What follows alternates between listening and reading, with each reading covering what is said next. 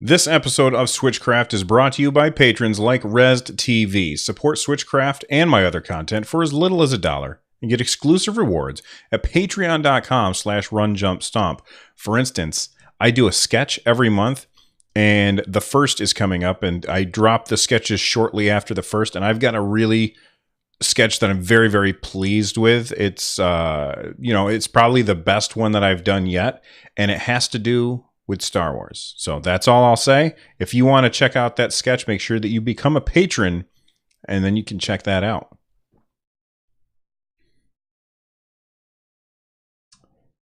We will name that patrons.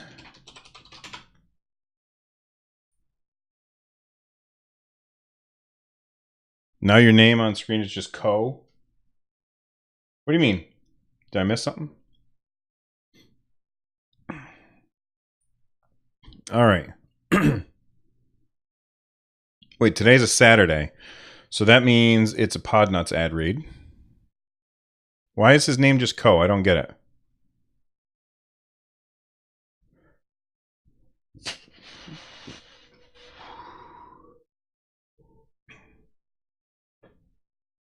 We just had some leftovers for lunch.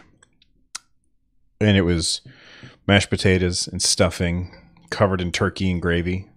Oh, man. It was very good stuff. Just look at the screen. It is just Co. Why is that?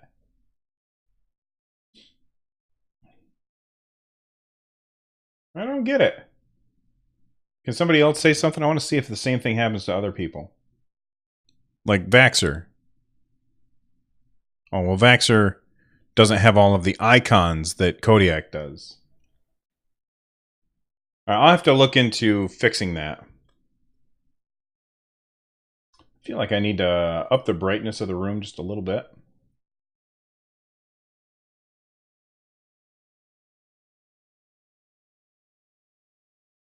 It's awfully shiny. I think that'll have to do, though.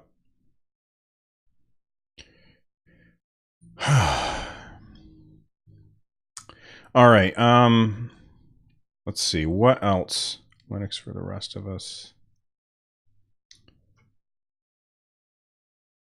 Ah, there we go. This is the one I'll do today. Let me highlight that one. We'll go with red. There we go. All right. Episode 113 of Switchcraft is also brought to you by the Podnuts Tech Podcast Network for normal tech fans by normal tech fans. They've got a lot of shows over there. I'm not going to list all of them, but I will talk about one show today, and that is the Mini PC Show. If you're watching the video version of this right now, you can look behind me and you can see my arcade cabinet back there, a 1980 Atari Asteroids Deluxe arcade cabinet. I bought that for $60 off somebody that I happen to know that had a lot of arcade cabinets, and they got me this one. I yanked all of the guts out of it because it was fried. I mounted the arcade board on my wall over there. It's framed and looks awesome. And then I threw a computer monitor in there and built myself a Raspberry Pi. And if all of that sounds daunting to you, make sure you check out the Mini PC Show, hosted by Brian, Flying Rich, Daniel, and Dor. They talk about all shapes and sizes of mini computers, from Raspberry Pis to Odroids, shuttle computers, Arduinos, etc. So make sure you check out the Mini PC Show at podnuts.com. That's podnutz.com. Special thanks to them for sponsoring episode 113.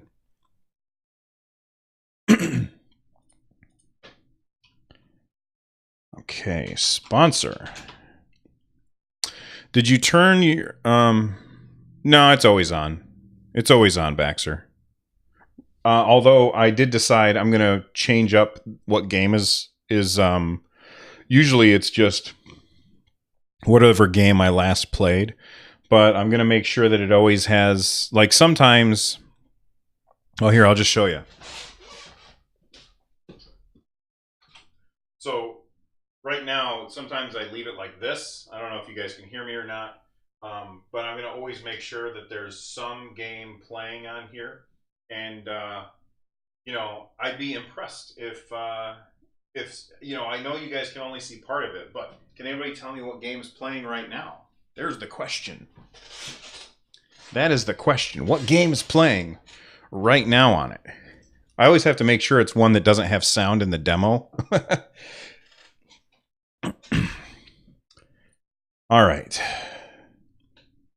Got a couple of things from feedback.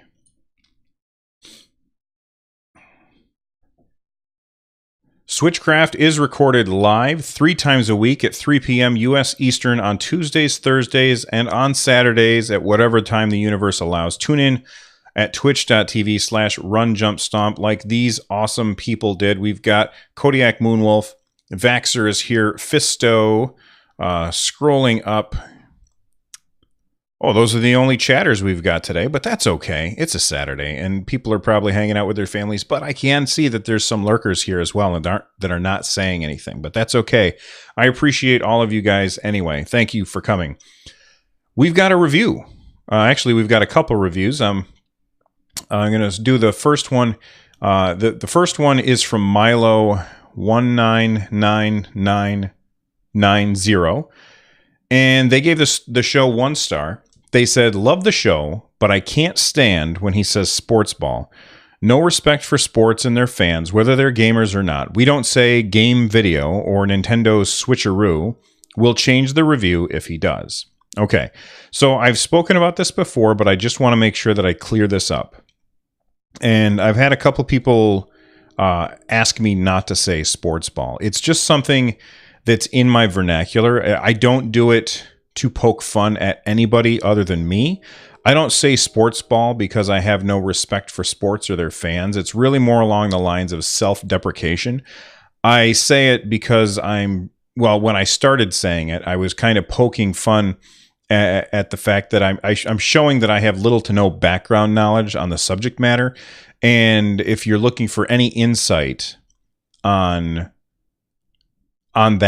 sports as a topic, you're better off looking somewhere else. And so that's really why I started saying sports ball. I had heard somebody say it and I was like, oh yeah, that's totally me. To me, they're all kind of the same. That being said, I totally get that you don't like it, Milo. And don't take this the wrong way, but that's just who I am. Sports ball's just been in my vocabulary for a really long time. And when I say it, I'm making fun of myself for not understanding the nuances of a particular sport, not because I don't respect the time or dedication that go into being an athlete or developing the skills to be good at games based on any particular sport. So now that I've said that, if you want to leave your review as is, I'm going to continue to say sports ball because that's just part of my vocabulary. And if you don't want to listen to the show because of that, I'm sorry, but that's just the way it's going to have to be. Doggly Woggly, that's a funny name, gave 5 stars. They said, for Nintendo-related news, Run Jump Stomp does a great job. I like the Switch, and he does too, so naturally we like similar content. And RJS, that's me, conveys that content brilliantly. My only problem so far is I really like Fire Emblem Heroes, and RJS doesn't. It's not that I don't like Fire Emblem Heroes. I can't stand playing games on my phone. And I'm going to talk more about that later this episode. Dog goes on to say, I haven't spent a dime and I have 100+ hours of joy from that game. That's not about to stop. Anyway, keep up the good work and I'll be listening. Well, thank you very much to Milo and Doggly Woggly for reviewing the show. I appreciate it. Hopefully, Milo, I've addressed your issues with the show. And if you want to help out the show, make sure that you leave a review on whatever podcast app that you use, although most people use Apple Podcasts. If you are looking to email me on the show, runjumpstomp@gmail.com. You can also tweet at me at runjumpstomp on Twitter, and you can call and leave a voicemail at 260-RUN-JUMP. That's 260-786-5867. You can join our Discord where we have all kinds of awesome discussions. Yesterday was a very good day to be in the Discord because people kept dropping in the the various Black Friday deals that were going on about. So that's really good. And thank you. Let's go talk about the news.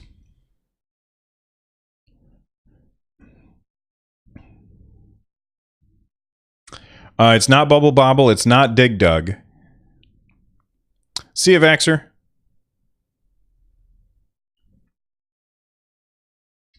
I don't like the way I ended that. Let me edit that real quick. And thank you. Let's go. No, I don't like that. I don't like that at all. The various Black Friday deals that were going on about. So that's really good. And thank you. Let's go talk about the news. No, that sounds weak. Yesterday was a very good day to be in the Discord because people kept dropping in the questions. Yesterday, delete. Okay. Yesterday was a particularly good day to be in the Discord because people kept dropping Black Friday deals in the deals and referrals program. So make sure you head on over to runjumpstomp.com/Discord and join us there. There, that's better. A little more succinct. Fisto's got it. That's the game. So every stream, I'm going to have this playing a game in the background. And I know it's hard to see, but if somebody guesses the game, you know, they're going to get a high five. So high five for you, Fisto. Nice job.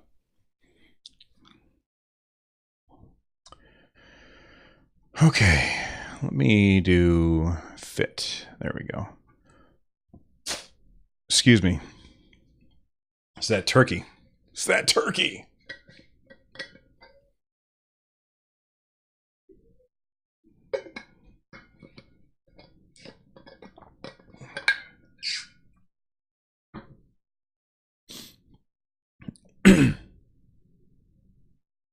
Oh, nice. There's a high five back. Nice. Thank you, Fisto.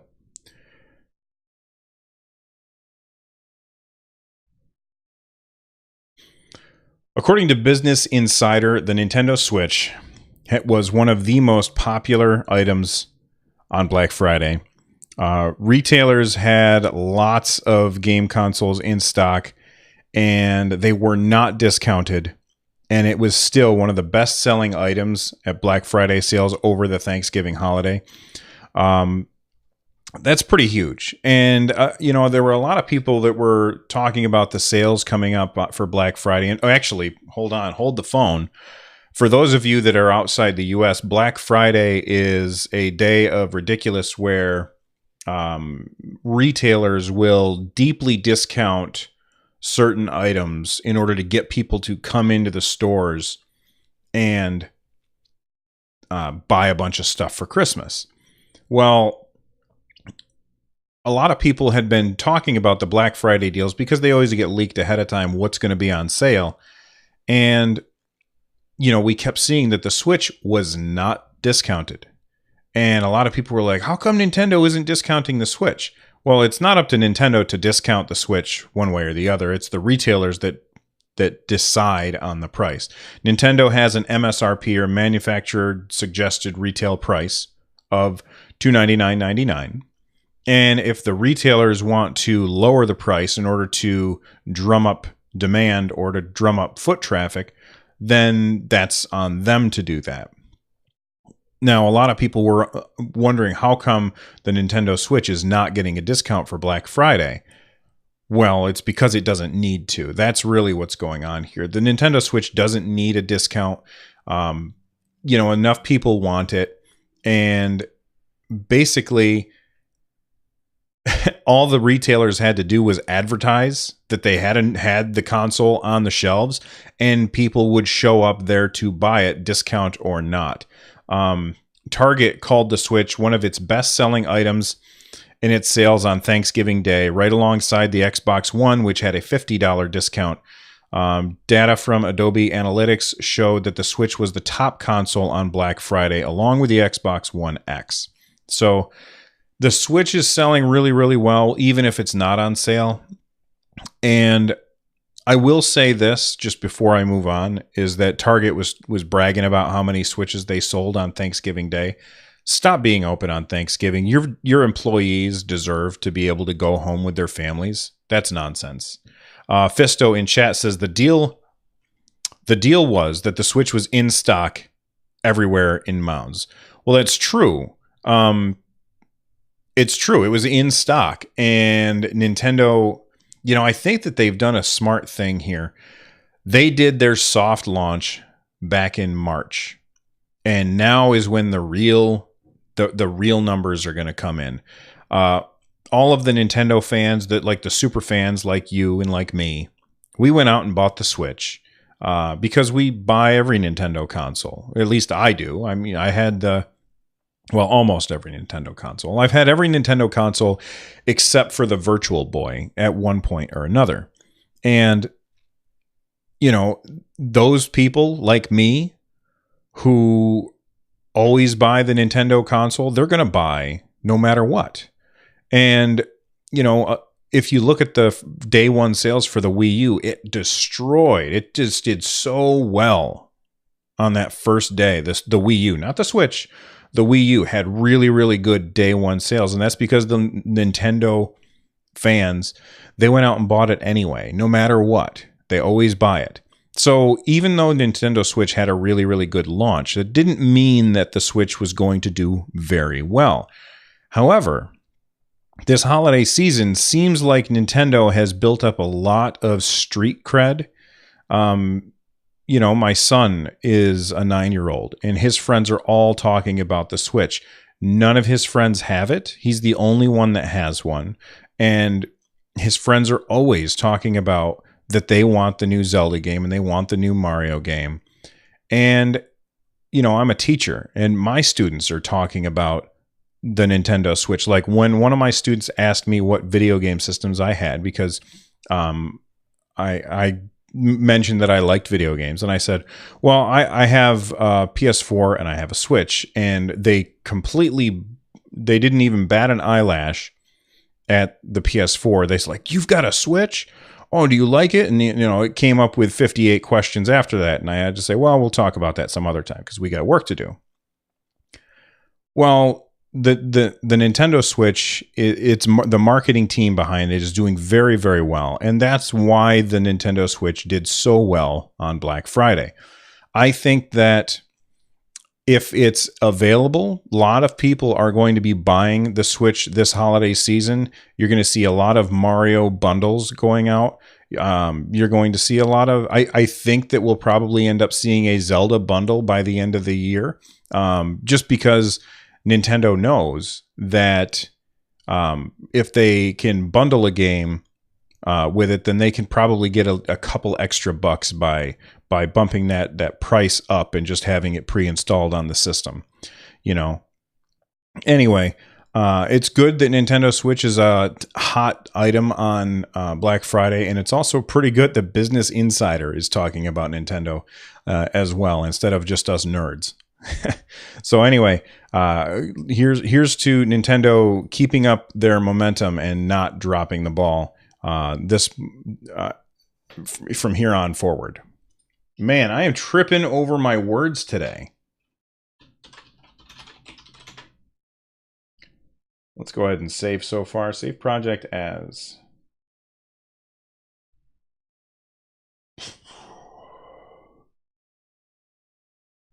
Was this 113? I just can't talk today.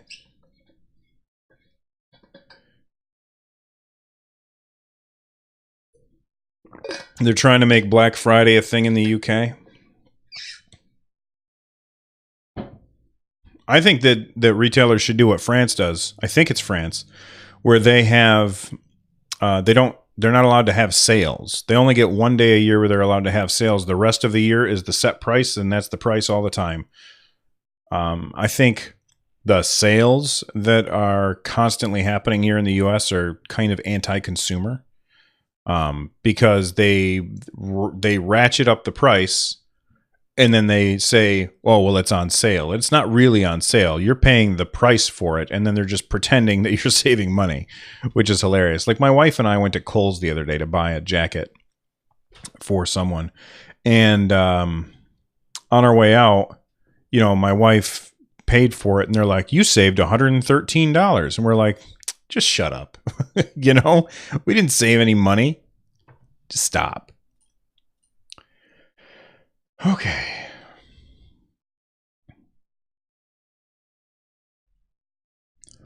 Well, a couple episodes ago, I said that I think that we're going to be getting a new Nintendo Direct by the end of the year. Probably one that will talk about what's in store for quarter one, 2018. So this is from Go Nintendo. And they said, some people say that when an empty slot is added to the official Nintendo corporate page for Nintendo Directs, it means a new one is on the way soon. That makes sense. Well, it looks like a new blank Nintendo Direct slot has been added to Nintendo corporate page.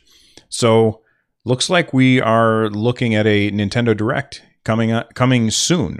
My guess is it's going to be probably the week of Christmas or the week before Christmas.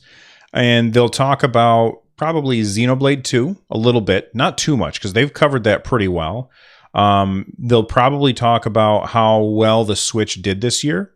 And then they'll show off some games that we're going to get next year. We'll probably see some of that Yoshi game that they've showed us and some of the Kirby game as well. Although to me, those guys are definitely B-listers. Or C-listers at best, B-listers at best, maybe C-listers. I don't get super excited for Yoshi games. I know that or Kirby games. I know there's a market for it, but for me, it's just not super fun. That being said, I think that they'll talk about that. They'll probably talk about the Zelda DLC that we'll get probably on the last day, maybe December 31st, the Zelda DLC will come out because they still haven't told us when it's coming. They'll show off what it is, and then we'll get some information about maybe some new IPs that we don't know anything about, or maybe some stuff that we're hoping for. Like, I don't think that they'll announce Smash because I feel like Smash is something that you want to announce at E3. So I think that they're going to save that for E3. If there's a Smash game coming, then they'll announce it at E3 and it'll probably be available 2 months after that or maybe 3 months after that. But I think everything that we hear about on the upcoming Nintendo Direct, the rumored upcoming Nintendo Direct, is going to be on the first 3 months of 2018. In chat, Fisto says, hopefully we get a look at Animal Crossing Pocket Camp content connectivity for a Switch game. I've been thinking about this because my son's been playing it. I haven't really touched Pocket Camp, and I'll talk about why in a little bit. But my son's been playing it, and he seems really happy with it. And from the Nintendo Direct that they showed off that game, it felt like it was pretty full-featured. So part of me says, do they even need to make an Animal Crossing for the Switch? And I know a lot of people are like, whoa, don't talk crazy, Bill. I'm just saying, if the game is good enough, maybe they don't need to make it for the Switch, because then they're going to be splitting their player base. That, there's going to be enough people who look at their phone and they're like, this is good enough for me. I can sit here and play on my phone, no problem. And there's also the people who are happy with playing on their phone. They don't need to buy it again because it's a full-featured Animal Crossing game. It really does feel like it from what I've seen, and my son seems to think so too. Now, again, I just took a screenshot by accident. Animal Crossing, I had a lot of fun playing New Leaf. I can't get into, I guess I'm going to talk about it now. I can't get into Animal Crossing hardly at all on my phone. And I think the main reason is because I can't stand playing without buttons. I just can't stand playing without buttons. I don't like touchscreen games. My hand is in the way of whatever's happening on the screen. And it's just not fun to me. My son's solution was, well, Dad, just play it on your iPad. That way your thumb isn't covering up as much of the screen. And that's true. That makes sense. I guess I just don't care. I would very much prefer to play it on the Switch, but my fear is that we won't get an Animal Crossing on the Switch because of this mobile version of it. If it can do everything that an Animal Crossing game can do, and Nintendo can continually update it in the background to add the new stuff, like the new seasons and stuff. Oh, here comes Christmas time. Take your trailer to Santa's whatever, because you know it's all about being able to go places on this one. TF Wagner says it's really nice on the iPad. I'm sure that it is. I just want to play it with a controller. That's just me, though. I just want to play it with a controller. And, you know, if they are successful enough with Animal Crossing on the phone, I mean, honestly, it is really the perfect mobile game, Animal Crossing. I mean, it's a game where time matters, where it matters what time of day it is, and it's much easier to play a game like this when you always have your device with you. So that's why I think that it's found its platform. Its platform is your phone, because your phone is always in your pocket. You know, I know that the Switch is a portable system, and I think of it as a portable system first that docks and lets you play a portable system on your TV. I don't feel like that's the right place for Animal Crossing. I feel like the right place for Animal Crossing is on your phone. It's just unfortunate that I don't like to play games on my phone because my hand is covering up part of the screen, and I just don't like that. So I'm curious. I want you guys to write the show if you would be satisfied with just having Animal Crossing on your phone and not having it on the iPad at all. For me, I'm not satisfied with that, but I think enough people would be that Nintendo would probably, like, they could probably justify it to their investors to say, we're not going to put an Animal Crossing on the Switch because the one on the on iOS and Android is making us a ton of money. Anyway, let me know what you guys think. You know what? There's one more thing to think about is, I know that Animal Crossing on the iOS and Android has a lot of microtransactions, but they're microtransactions that are just like make things happen faster. How bad is that? For those of you that played it, how bad is the microtransactions to make the game just move a little bit faster? Because it's not loot boxes, and it doesn't seem like they're like, here, buy this couch. It just seems like you can just make the game go faster by spending money. And that's the kind of microtransaction that doesn't bother me at all, especially because I'm getting to play a free game. But I'm curious as to how bad you guys think it is. One thing that makes me really wish that the system or the game was on the Switch is because they would take out all of the microtransactions and the game wouldn't be designed around that monetization model. I know that my son's very happy with Animal Crossing, and a lot of other people are, and they haven't spent a dime on it. You know, just like the person who reviewed the show and said that they haven't put any money into Fire Emblem. You know, you can play these games without spending any money at all, and you can have fun doing so. But you can't get around the fact that the game was in fact designed with this monetization model in mind. So would the Animal Crossing game be a better game if microtransactions were out of the picture? I guess that's the question I'm asking. Anyway, you guys write in and let me know. And all right.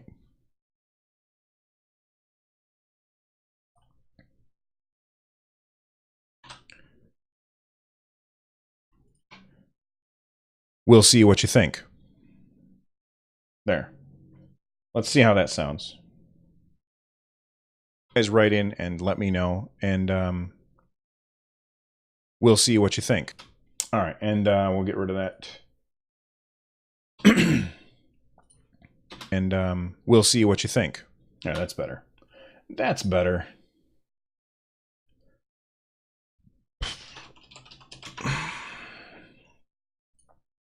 All right, I meant to talk about Animal Crossing later, but I'll just delete that from that part of the show notes and move it up to there.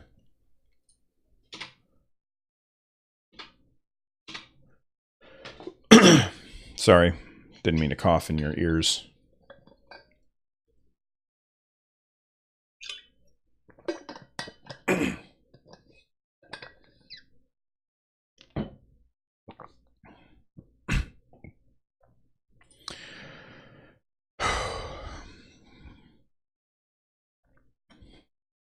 Episode 1. A couple episodes. Whoops. Let's turn that stuff back down. Since the last time that I recorded, I've been not playing a whole lot. I haven't had tons of time, but I've played Mantis Burn Racing. I got a review code for it, so I'm working on a review of that game. I won't talk about it much today. I will talk about it later, some other time when I've had more time with the game.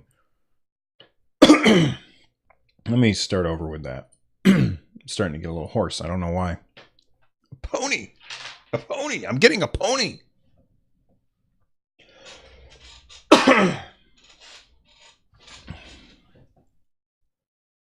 Since the last time I recorded, I've been playing a little bit of Mantis Burn Racing. I've received a review code for that, so I am working on writing a review for it, and I'll make sure that I include that in a future episode, but I haven't played enough of it to really say much about it, other than what the game is.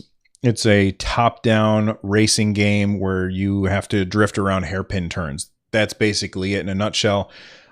Think of those old arcade games where you would have the 4 steering wheels and you would have to drive around the course, over dirt mounds and stuff. That kind of game. Something else that I've been playing is Neverwinter on the PS4 with my son, and I know it's a Nintendo show, so why am I talking about this? Well, it's really my first experience with playing on a console using the built-in voice. And my son and I, he was downstairs, I was up here, and I was, playing my character and he's playing his. And we were just having so much fun, and it was just plug and play, super easy. No third device, no extra anything. It was just you plug in your headphones to the controller and it just worked. And Nintendo has their ridiculous rigmarole where you've got to have a wire that goes from your Switch into your phone, and then your phone into your headphones, or not even from the Switch to the phone. It's a crazy design of wires all over the place. And I want to play a game and be able to talk to somebody without dealing with the spaghetti of the wires everywhere.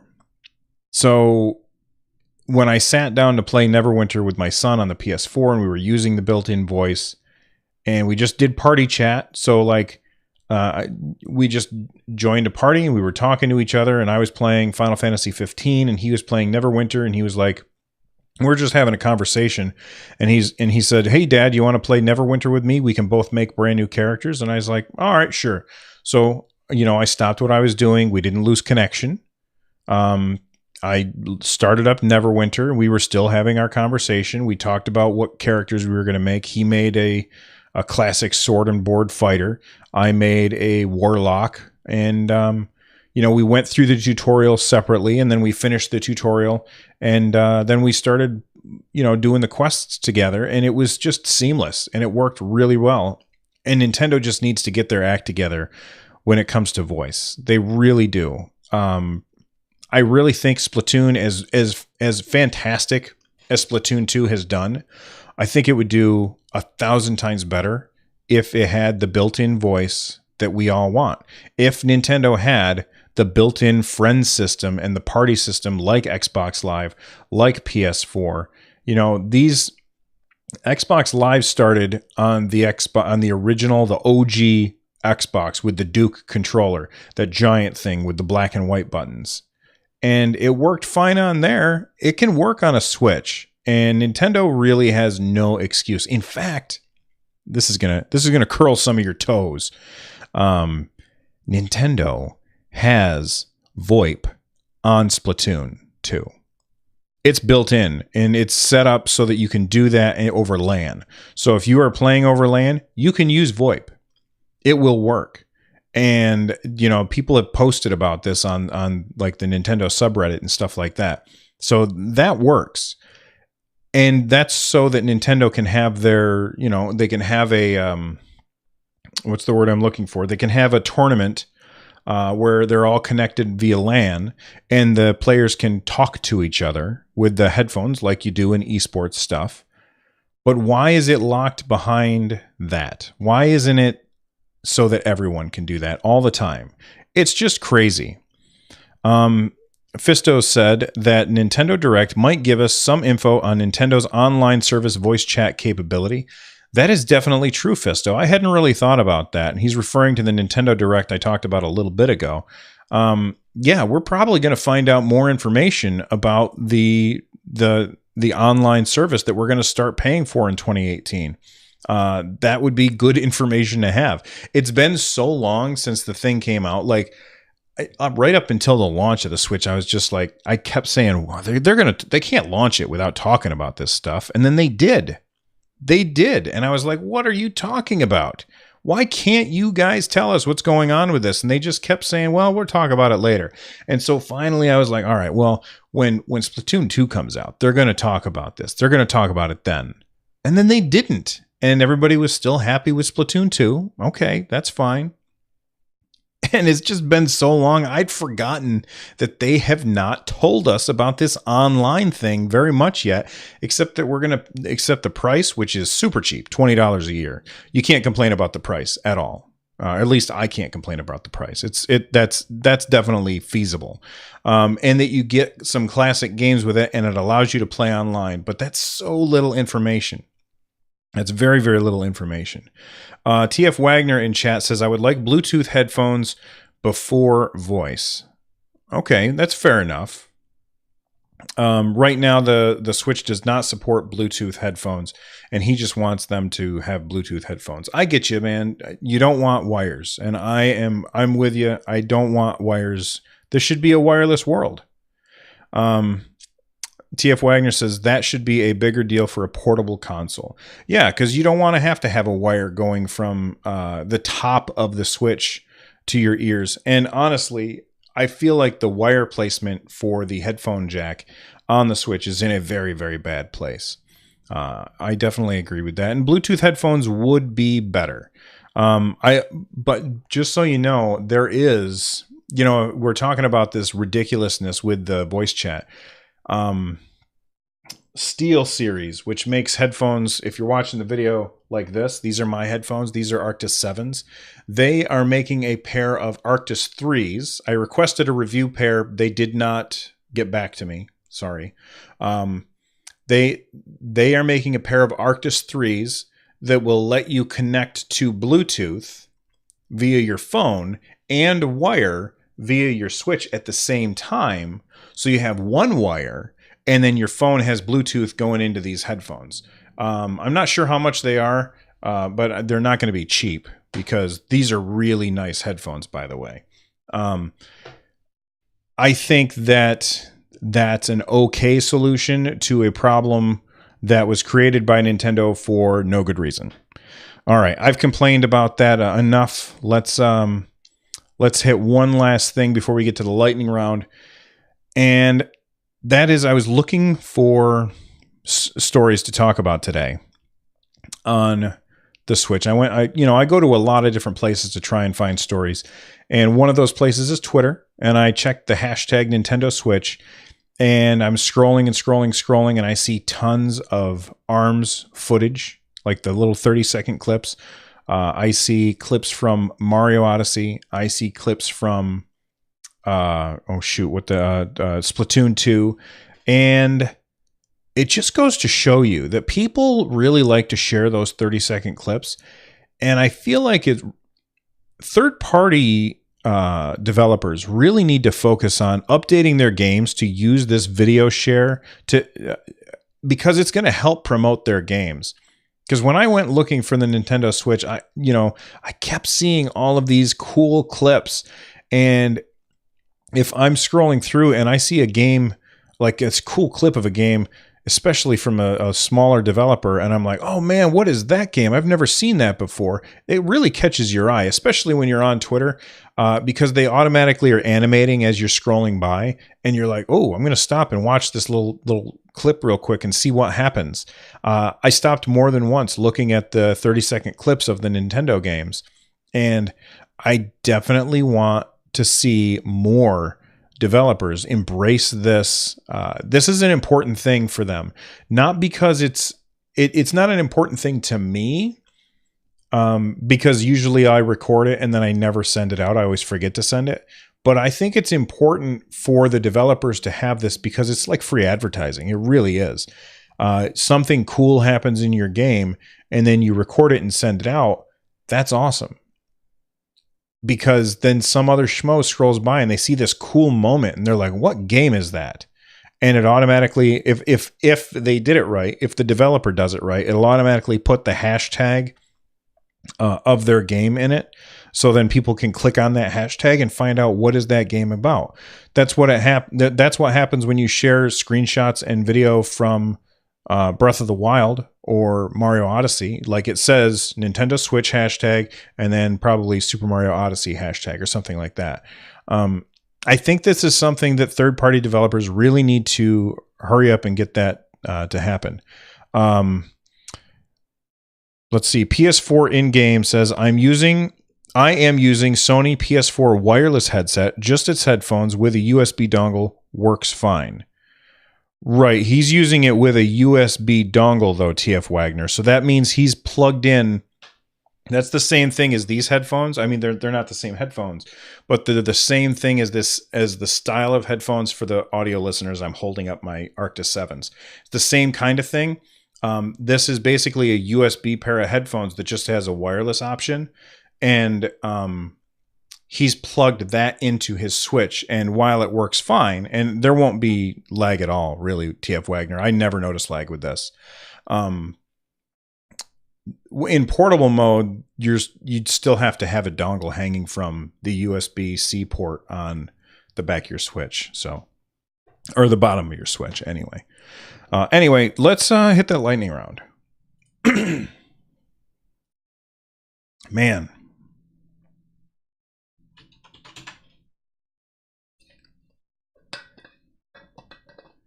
Yeah, I use these all the time when I'm playing games, and I never get any lag. And I use them wirelessly.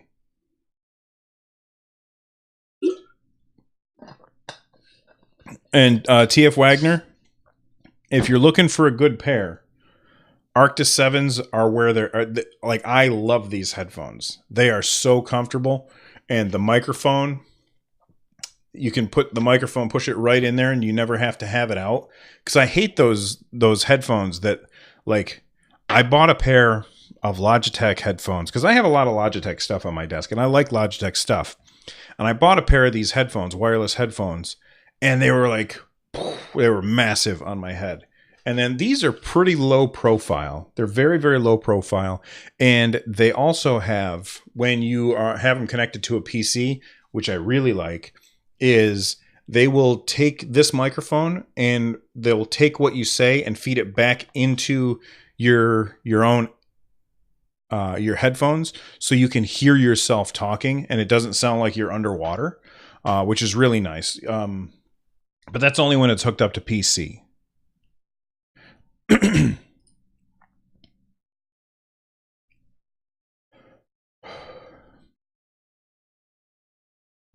In the lightning round, I try not to say nearly as much about each story, so I'm going to go quick on these last three things. Yoshi P, who is the chief head designer and developer behind Final Fantasy XIV, which is an MMO which is available on PC and PS4. He really wants to put another version out there. He wants to put a Switch version out there. He wants to put an Xbox One version out there. It's also available on the PS3, although I think they deprecated that. They're no longer supporting it. He was interviewed by Eurogamer, and he said, I would like to open up Final Fantasy XIV to as many platforms as possible. We want to include as many players as possible, not just Switch, even Xbox. If it's interested in this, we'd like to open it up. We'd like to have it on as much hardware as possible. Even though the hardware might be different, they will be playing in the same world. It has to have cross-server function. That's something that's at the core of Final Fantasy XIV, so we want to keep that as a policy. So what he's basically saying there is what he's told us before. If Final Fantasy XIV ever comes to the Switch, it's going to be cross-platform. And if it can't be cross-platform, they won't do it. Now, I don't think Nintendo would get in the way of that, but I wonder if Sony would. Sony right now allows cross-platform with PC, and they do that with Psyonix's Rocket League as well. You know, you play Rocket League on the PS4, you can play with people on the PC. But when Rocket League came over to the Switch and the Xbox, they don't mix with Sony. Sony says, no, we're not going to mix with them. When Minecraft was announced that it would have cross-server functionality between the Switch, the Xbox One, and the PC, and the iPad, for crying out loud, Sony stood out and said, no, we're not going to mix with those people. We want to make sure that we protect our player base. Yeah, because Nintendo fans are the people you need to protect your player base from. So if Final Fantasy does come to the Switch, it's only going to be if Sony allows it, I think. And if Sony won't let Square do cross-platform, then I don't think that you're going to see it. Yoshi P went on to say, we have no intention to divide the servers per platform. We're working with one big community. I'm interested in other platforms, of course. I hope the first parties change their policies or mindsets. I'm an MMORPG gamer. I love to play with many people globally, and we've been talking to those platforms about getting it on their hardware. Positive discussion is ongoing. It's not as if we're not doing anything. We are actually talking to them, and the platform holders are showing their attitude in a more positive way. Well, I'm sure, I honestly don't think for a second that Microsoft or Nintendo are getting in the way here. It really feels like Sony, because what he says here, he says the platform holders are showing their attitude in a more positive way. He also said earlier, I hope the first parties change their policies or mindset. My guess is the first parties that he's talking about is Sony. But, you know, I'm not there in the room, so I really don't know. Kodiak Moonwolf says he wants to throw money at the screen. Shut up and take my money, please. That'd be so cool. Playing Final Fantasy XIV on the Switch on the go, that would be fantastic. Would it, though? You know, I'm going to be the voice of dissension here. Not that I don't want the game to be on the Switch, because, you know, the more people that get to play a really great MMO, the better. But would it really be that good on the Switch? I mean, what was I playing the other day? I played a game the other day, and I was playing on my mobile hotspot on my phone. And on that mobile hotspot, it was pretty laggy. And, you know, MMOs, I guess they could be played with pretty low speed. Or not speed, but pretty high latency, I guess is the word that I'm looking for. But would it be good to play that on the go? Like, Final Fantasy XIV and MMOs in general, they tend not to be something where you sit down for 10 minutes and accomplish something. You instead sit down and you play for hours. At least that's how I always play MMOs. I always play them for a long period of time. It's never something where I sit down and play an MMO for 10 minutes at a time, or maybe even a half hour at a time. You usually can't accomplish very much in those games. Now, in Final Fantasy XIV, you know, I never got very far. The game is definitely good. As far as MMOs go, it's fantastically designed. Yoshi P deserves all kind of credit because he rescued that game from the brink. The game was an absolute disaster, and he turned it around. Not only did he turn it around, but he basically remade, him and his team remade the entire game while supporting the previous game, and then in one fell swoop, they shut off the old one and turned on the new one. And they even included like story reasons as to why the old one went away and the new one came together. And if you're looking there, I won't be able to find it for the show notes. Well, I'm sure that I could, but I probably won't remember to. But if you're looking for a very interesting video about Final Fantasy XIV, search for The Fall and Rise of Final Fantasy XIV. It's a really fantastic video all about, or a series of videos actually, all about what happened to Square and how this game almost collapsed their entire business. And then Yoshi P turned it around and saved them. Yes, Realm Reborn is how they tied it into the story, and they did a great job. But I don't, I'm not going to buy it again. Let's see. Let me rephrase that. I would totally buy it again. I would buy the game all over again if my characters could just transfer to whatever system I happen to be playing it on. So if I had it on the Switch and I sat down and I was playing, and then I turned that off and I walked in and sat down on my PC and I logged in and it was the same characters that I was playing on the Switch, and then I felt like playing on the couch on my big TV, I could play it on my PS4. If I could do that and have the same account across all platforms, you might have me convinced there. But I don't think that's the way it is. I think that even though I think your account is a PC account or a PS4 account or a Switch account, I think that the accounts are separate, even though you're playing all on the same servers.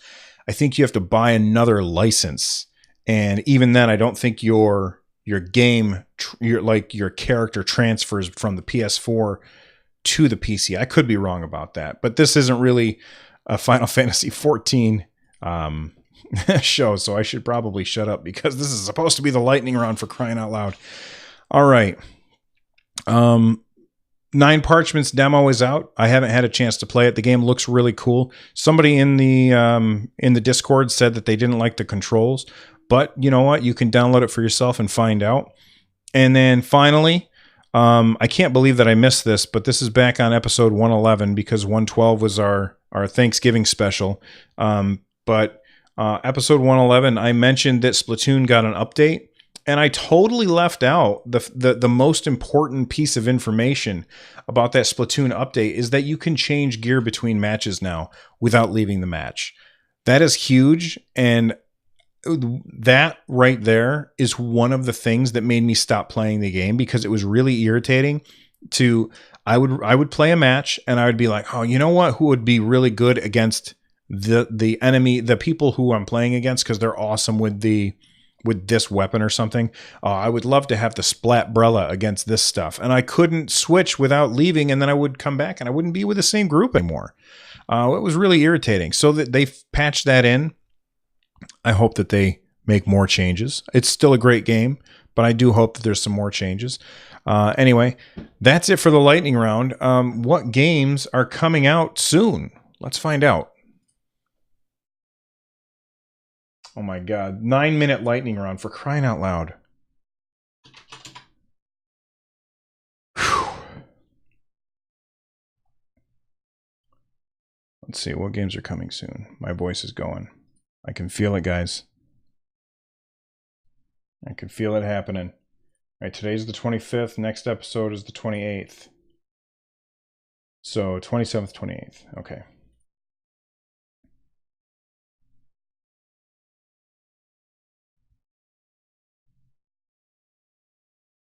Well, the new Nintendo 3DS XL Super NES edition is coming out on November 27th. On November 28th, we've got Resident Evil Revelations Collection. That's 1 and 2. If you buy the collection, you get both of them. Although 2 is a download code, only 1 is on the actual cartridge. So just keep that in mind.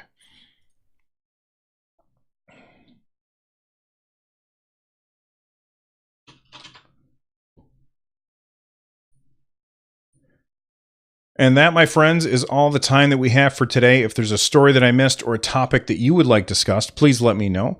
You can do so in all of the ways that I listed at the beginning of the show. If you're looking for ways to support the show, well, look no further than runjumpstomp.com/support.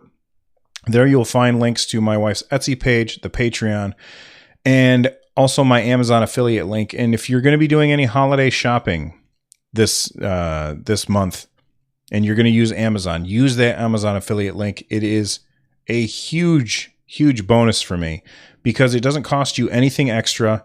Your stuff still gets delivered the same way that it would any other way, and Amazon gives me a kickback for you using my link. So I'll make sure that that's in the show notes as well as just going on over to runjumpstomp.com/support. Thank you to Tom Winter and Noteblock for the music. I'm out of here, and I'll see you guys on Tuesday. Bye-bye.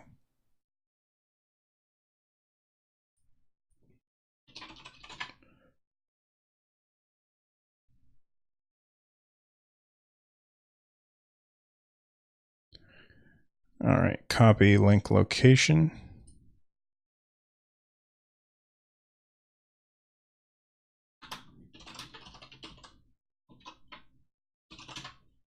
There we go. Well, guys, we're done.